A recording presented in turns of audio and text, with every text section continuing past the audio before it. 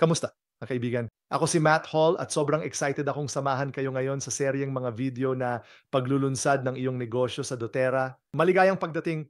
Kung bago ka sa pamilya ng doTERRA, gusto kong maging unang bumati sa iyo kahit na sumali ka sa akin o sa iba. Kung nandito ka at pinapanood ang mga video na ito para muling ilunsad ang iyong negosyo sa doTERRA, maligayang pagdating. Excited ako para sa iyo.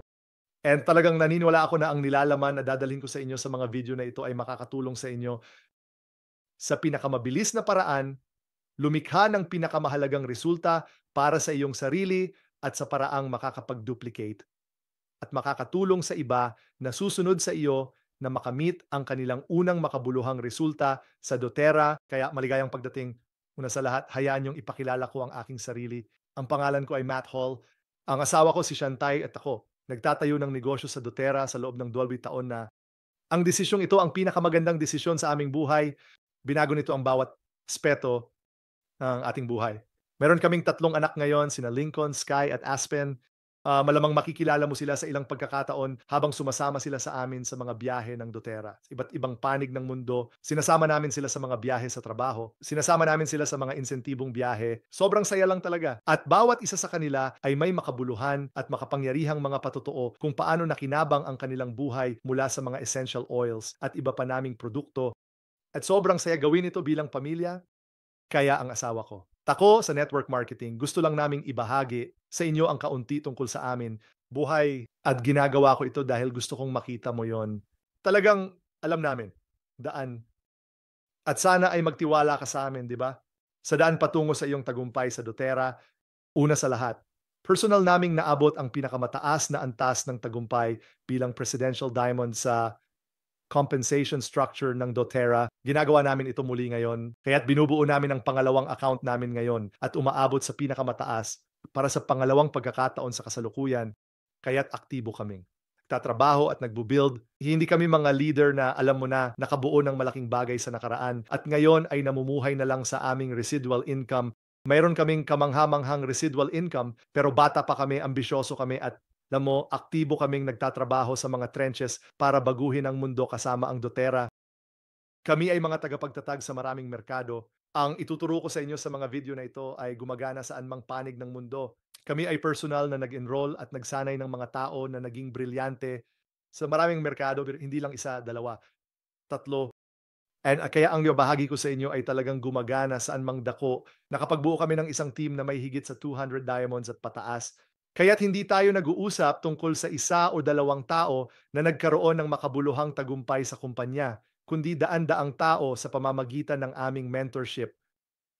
Kabilang kami sa Network Marketing Pro 7-Figure Hall of Fame na isang malaking karangalan sa loob ng aming industriya ng network marketing. Ngayon, ang una nating mahalagang pag-uusap. Bago tayo pumasok sa mga taktikal, ano ang dapat mong gawin? Gusto kong ihanda ang iyong mindset. Sana ang mahalagang pag-uusap na ito sa simula ay makapag-set ng mga inaasahan kung saan ito dapat at makakatulong sa iyo na magtagumpay habang binubuo mo ang iyong doTERRA na negosyo sa pagpili sa akin bilang isa sa iyong mga mentor. Kahit na ito ay virtual mentor lang, di ba? Papasok tayo sa isang relasyon ng tiwala at tatawagin ko ang tiwalang iyon ng maraming beses. Tatanungin kita, seryeng ito ng mga video para lumabas sa iyong comfort zone. At umaasa akong pagtitiwalaan mo na ginagawa ko ito para sa iyong pinakamabuting interes. May iyong pinakamabuting interes sa isip. 'Di ba? Ginagawa ko yan dahil alam ko na ang sunod-sunod na hakbang na dadalhin ko sa iyo ay magbibigay sa iyo ng resulta. Pangalawa, mas madalas kang magpakita ng pagsisikap, mas nakikita ko ang iyong pagsisikap. Hindi ko na kailangan pang makita ang mga resulta sa simula, pero kung makikita ko ang iyong pagsisikap, mas marami akong ibubuhos sa iyo. Hindi kami ng asawa ko ang kaso ng pinakamabilis na lumalagong mga lider sa doTERRA. Marami sa kanila ay nasa aming team ngayon habang kami ay natututo, nagtatrain at nagme-mentor ng mga tao. Pero naabot kami ng ilang panahon para talagang ma-master ang mindset, ang skill set at ang mga tools para makamit ang tagumpay sa aming negosyo. Kaya talagang pinahahalagahan ko ang pagsisikap dahil sa simula naglaan ako ng maraming pagsisikap at hindi ko agad nakikita ang mga resulta. Pero nakita ng mga mentor ko ang aking pagsisikap, yung may talagang minentor nila ako. Dahil sa pagsisikap na inilalagay ko, hindi dahil sa mabilis na resulta ang aking nalilikha. Kaya sana, alam mo na ibubuhos ko ang lahat ng makakaya ko para sa iyo habang nakikita ko ang iyong pagsisikap And at sa aking karanasan, ang pagkabigo ay umiiral lamang kapag hindi natutugunan ang mga inaasahan. Kaya't iyon ang dahilan para sa mahalagang pag-uusap na ito para makapag-ayos tayo dito ngayon. Kaya una sa lahat, congratulations. Ang desisyon mong bumuo ng negosyo sa doTERRA. Talagang naniniwala ako na ito ang pinakamagandang desisyon na maaari mong gawin para sa iyong buhay. Kahit na pumasok ka sa doTERRA at ang layunin mo ay maging pangunahing kita mo ito, o kung nandito ka para lang ito maging karagdagang kita, alam mo, yung paglalakad ng sabay sa kung ano ang ginagawa mo na sa ibang propesyon, napakaganda niyan. Pero ang sasakyang ito, para sa paglikha ng kalayaan, para sa paglikha ng residual income, ito ay magbabago ng iyong buhay. Talagang mangyayari iyon at gusto kong batiin ka. Gusto kong malaman mo na ang desisyong ito, balang araw ay titingnan mo ang araw na ito at sasabihin mong iyon ang isa sa pinakamagandang desisyon na nagawa ko sa aking buhay. Sige, pag-usapan natin ang tungkol sa pagiging independente. Ang pinakamalaking layunin ko para sa iyo ay maging independente ka sa akin o sa iyong upline sa lalong madaling panahon. Sang-ayon ka ba na ito ay magandang ideya? Ang paraan ng pagsagot mo sa tanong na ito ay talagang mahalaga. May mga tao na nagre-recruit ng iba sa doTERRA, sinasabi, "Hey, gagawin ko ang lahat para sa iyo. Ilalagay ko ang mga customer sa iyong organisasyon, tutulungan kita sa lahat ng iyong mga presentasyon, gagawin ko ang lahat ng mabibigat na trabaho. Yung kailangan mo lang gawin ay dumating at umorder ng mga produkto." At di ako ang leader na yon. Nais kong bumuo sa loob ng susunod na ilang taon ng isang organisasyon na may milyon-milyong bagong customer upang maabot ang milyon-milyong bagong customer. Ang tanging paraan para magawa natin yon ay sa pamamagitan ng pagsasanay at pagbuo ng mga malalakas, makapangyarihang at independenteng leader. Kaya kung hindi ka sumasang-ayon na ang pagiging independente mo sa akin sa lalong madaling panahon ay magandang ideya, maaaring mas mabuti para sa iyo na sumali sa doTERRA kasama ang ibang tao. Okay? Kung gayon pa man, tatanggapin mo. Layuning ito bilang iyo para maging isang malakas, makapangyarihang at independenteng leader. Hindi mo na kailangan ng tulong ko. Nandito ka sa tamang lugar. Kaya ang gusto kong gawin mo ay kumuha ka ng piraso ng papel. Buksan ang isang mensahe sa iyong telepono at magkakaroon ng ilang pagkakataon na hihilingin kong isulat mo ang ilang mga pangako na ipapadala mo sa akin. Kung ako ang iyong personal na nag-enroll sa doTERRA, o ipapadala mo ang larawan ng papel o ipapadala mo ang mensaheng iyon sa iyong leader. Sa doTERRA, ang taong ay ang iyong direktang upline o mentor at ito ang ilan sa iyong mga paunang pangako, okay? At ibabahagi ko sa iyo ang ilan sa aking mga paunang pangako. Ito ang unang pangako na inaanyayahan kitang gawin. Isulat mo, magiging isang malakas, makapangyarihang, independenteng leader ako, okay? Isulat mo yan. Ito ay ilalagay mo sa papel na ipapadala mo sa yung upline. Susunod, ang tagumpay ay mahilig sa bilis. Okay. May kasabihan sa ating industriya na ang kamangmangan na may apoy ay mas mabuti kaysa sa kaalaman na nagyayelo. Ang ibig sabihin nito ay may mga tao na nais matutunan ng lahat. Bago sila magsimula, so, ito ang pinakamasamang bagay na maaari mong gawin dahil tulad ng matututuhan mo, napakahalaga ng duplication sa ating negosyo. Ikilangan mong makakuha ng mga resulta bago mo malaman ng lahat tungkol sa kumpanya para matulungan mo ang ibang tao na makakuha ng mga resulta sa lalong madaling panahon, di ba? Mas mabilis tayong makakatulong sa iyo na makakuha ng mga resulta, mas mabilis kang makakatulong sa iba. At kung sa tingin mo kailangan mong maging isang eksperto sa mga essential oils o nutrisyon, o malaman ang bawat detalye ng aming compensation plan, pangako kong ituturo ko sa iyo ang lahat, okay? Pero di mo malalaman ang lahat bago ka magsimula. Sige, alam mo kung pupunta ka sa universidad, mag-aaral ka ng 4 na taon bago ka magsimulang kumita. Ito, kikita ka habang natututo ka. Sige, kaya't intindihin mo, ang kawalang kaalaman na puno ng sigla ay mas mabuti ang kaalaman tungkol sa is. Gusto naming ikaw ay maging puno ng sigla kahit na hindi mo pa alam ang lahat tungkol sa negosyo. Ibig sabihin nito, madalas kang hihilingin na kumilos bago ka makaramdam na handa ka. Hindi ako nakakaramdam na handa na para i-record ang video na ito ngayon. Bago ko ito i-record, parang, oh, hindi ko alam kung handa na ako ng lubos. Nervyoso ako. At sinabi ko, kailangan kong matapos ito. Tara na, magpatuloy tayo. Kaya't maging handa kang kumilos bago ka makaramdam na handa. Isulat mo sa iyong piraso ng papel o sa mensahe mo sa iyong upline, handa akong maging hindi komportable at kumilos bago ako makaramdam na handa. Susunod na tanong, gusto mo bang lumago ng mabilis? Katamtaman. Kailangan kong isulat mo ito. Kailangan kong malaman ito bilang iyong mentor, di ba? Kung gusto mong lumago ng mabilis, makikita mo sa susunod na mga video na magkakaroon ka ng ibang landas kumpara sa isang tao na gustong lumago sa katamtamang bilis. Walang sama sa pagiging katamtaman. Hindi ko kailaman inirerekomenda ang mabagal na takbo, di ba? Dahil tagumpay, mahilig sa bilis. Kaya gusto ko. Pero kailangan kong malaman, gusto mo bang lumago ng mabilis o katamtaman? Ano ang iyong layunin?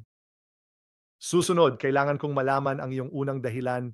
Ngayon, sa huli, tutulungan ka naming bumuo at hanapin ang dahilan. Tinatawag naming iyong dahilan na nagpapaiyak sa'yo. Okay, yun. Dahilan na napakamakapangyarihan. Dadalhin ka nito sa mga mahihirap na panahon.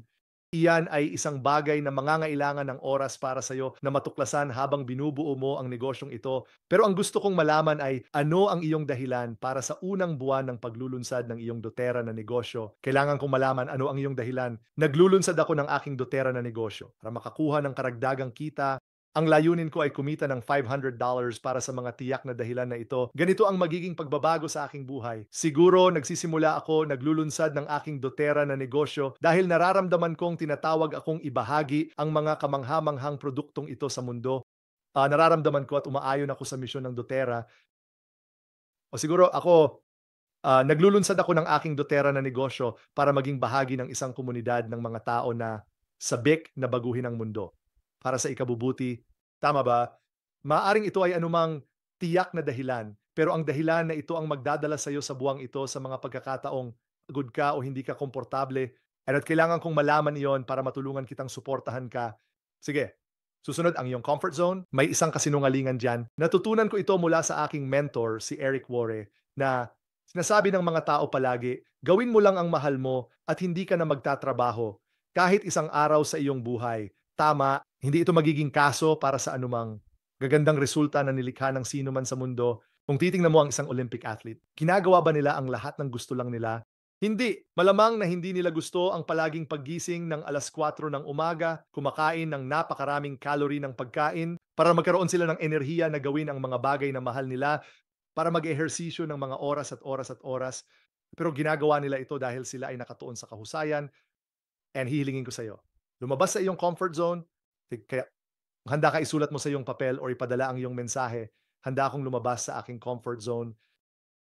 Ngayon, ang susunod na bagay na kailangan kong malaman. Kailangan kong malaman kung kailan mo gustong sumuko at darating ang araw na ito ng mas mabilis kaysa sa iniisip mo. Pinakamahusay na sarili.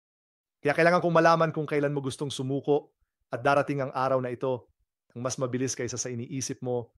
Magkakaroon ng mga pagkakataon na makakaranas ka ng pagtanggi. O hirap, no? O may isang tao na huminto sa iyong negosyo and sasabihin mo, hindi ko lang alam kung para sa akin ito. Paano mo gustong tumugon ako bilang iyong mentor kapag gusto mong sumuko o kapag tahimik ka na o huminto sa pagdalo? Mas karaniwan na ang mga tao ay tahimik na lang. Sa halip na ipaalam na gusto nilang sumuko sa pagtatayo ng negosyo sa doTERRA, titigil na lang silang dumalo sa mga team Zoom calls o titigil na lang sa pagpapadala sa akin ng mga mensahe at WhatsApp. At ayos lang iyon. Muli, yaw kung bigyan ka ng pressure na gawin ang higit pa sa gusto mong gawin. Pero kung mayroon kang matibay na motibasyon, isang dahilan para itayo ang negosyong ito, gusto kong magpadala ka sa akin ng maikling mensahe o magpadala sa iyong upline ng maikling mensahe na nagpapaliwanag kung paano mo gustong tumugon sila kapag ikaw ay nasa iyong sa mga mahihirap na sandali, kapag ikaw ay nasa pinakamadilim na bahagi, gusto mo bang ituro nila sa iyo ang liwanag para ipaalala sa iyo ang iyong dahilan? O ikaw ba yung klase ng tao na kailangan lang ng espasyo at gusto mong mapag-isa? Ang paraan ng pagsagot mo sa tanong na ito ay makakatulong sa akin bilang mentor na magpasya kung paano ako magpapakita. At makakatulong din ito sa akin na makita kung gaano ka nakatuon, di ba? Kung talagang handa kang dumaan sa apoy at harapin ang mga mahihirap na bagay. Makakakuha ka ng ibang antas ng suporta, pero gusto kong maging magalang at pamahalaan. Mga inaasahan sa magkabilang panig. Kaya ipaalam mo sa akin o ipaalam mo sa iyong mentor kung paano mo gustong tumugon sila. Sa mga araw na gusto mong sumuko, ang kapangyarihan ng desisyon, ang salitang desisyon ay nagmula sa Latin na ugat na desidere, na isang kombinasyon ng dalawang salita, di, nangangahulugang tanggalin, at kadere, na nangangahulugang putulin. Kaya oras na para putulin ay ang hat ng option. And ito ay hindi isang bagay. Kailangan kong hilingin sa iyo dito sa tawag na ito, pero ito ay isang imbitasyon. Natutunan ko sa panahon na nagtayo ako ng negosyo na ang mindset na ito ng pagdedesisyon, pagtanggal ng lahat ng ibang option at pagpapasya na itayo ang isang doTERRA na negosyo, hindi para tingnan kung hindi para mag-eksperimento at tingnan lang kung gagana ito para sa iyo. Pero ang pagdedesisyon na gawin ito hanggang sa magtagumpay para sa iyo ay kinakailangan para sa lahat ng umabot sa diamond. Pataas. Ang desisyon na sunugin ang mga bangka, kung narinig mo na ang anallohiyang iyon, pupunta ka sa isla. Para sakupin ang isla, sinusunog mo ang iyong bangka, kaya walang plan B, walang pagtakas. Mahalagang desisyon yan na kailangan mong gawin. Kaya muli, to hindi mo kailangang ipadala sa akin, pero gusto ko lang kayong imbitahan na gumawa ng desisyon na nandito ka sa buwan ng paglulunsad na ito, na gagawin mo ang bawat bagay na hihilingin ko sa iyo sa tawag na ito. Muli bilang iyong mentor, hihilingin ko ang iyong tiwala. Nadanas na namin ang daang ito. Nakatulong kami sa daan-daang, libu-libong tao na matagumpay na makatawid sa landas na ito. At kung nagtitiwala ka sa akin, excited akong dalhin ka sa isang kamanghamanghang biyahe. Kaya, susunod na video natin, tatalakayin natin ang mga batayan ng pagtatayo ng isang doTERRA na negosyo. Talaga, may 3 video na sana ay mapanood mo sa iyong unang PFAR na oras ng pagpapasya na magtayo ng isang doTERRA na negosyo. Natapos mo na ang unang video dito. Sa pangalawang video, pag-uusapan natin ang mga batayan, kung ano ang hitsura ng pagtatayo ng isang doTERRA na negosyo. Sa ating pangatlong video, sisimulan mo na. At tutulungan kitang lumikha ng iyong unang benta sa loob ng Ganting Pattern na oras mula sa iyong desisyon na magtayo ng isang doTERRA na negosyo. Okay, kaya sige, pumunta ka na sa susunod na video kung handa ka ng sumabak. Ipadala ang iyong papel. Mensahe kasama ang iyong mga sagot sa mga tanong na itinakda ko sa video na ito sa iyong upline o sa akin kung ako ang iyong direktang mentor at sobrang excited akong samahan ka sa paglalakbay na ito. Tara na